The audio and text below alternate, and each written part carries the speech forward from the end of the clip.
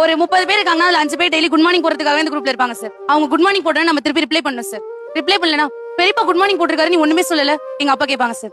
Daily நான் உட்காந்து அந்த 5 பேரையும் தனித்தனியா மென்ஷன் பண்ணி அவங்களுக்கு நான் வந்து குட் மார்னிங் சொல்லிட்டு இருந்தேன்னா நான் எப்ப காலேஜ் கிளம்பி நான் எப்ப போறது அடுத்த வேலையை பாக்குறது. நம்மளோட பாட்டி 60 வயசுக்கு மேல, நம்மளோட தாத்தா 70 வயசுக்கு மேல, நம்ம அப்பாவுடைய உடல்நிலை அவர் போடுற குட் மார்னிங் போடும்போது தான் அவர் இருக்காருங்கிறதே நமக்கு தெரியும், அவர் மூச்சு விட்டுட்டு இருக்காருங்கிறதே நமக்கு தெரியும். இதை நம்ம நிறைய நேரம் உணர்றதே இல்லை. ஏன்னா நாம் என்ன பண்றோம், நம்மளோட அவங்களை கம்பேர் பண்ணிட்டு காலையில இது குட் மார்னிங் போடுறாங்க, காலையில அவங்க இருக்கேன் நான் உயிரோடு இருக்கேன் உனக்காகன்னு சொல்ற ஒரு தருணமா தான் அவங்க வாழ்க்கையில இருக்கு. ஏன்னா நம்ம அந்த வயசை கடந்து போகல.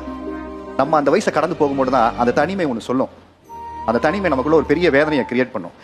பேசுறதுக்கு வந்து பையன் இல்லை, பேசுறதுக்கு மனைவி இல்லாத நிறைய கணவன்மார்கள் இருக்காங்க, நம்ம பிள்ளைங்கள்லாம் வெளிநாட்டில் படிச்சுக்கிட்டு இருக்கு.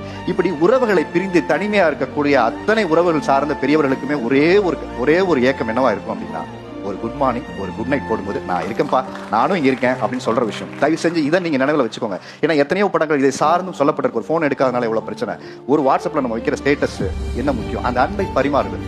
அப்ப அவங்க போடுற குட் மார்னிங்னு ஐ அலைக் அப்படின்னு தான் உங்களுக்கு ஒரு பெரிய மெசேஜை கொடுக்குறாங்க. அதை நீங்க முதல்ல அவங்களுக்கு புரிஞ்சுக்கோங்க.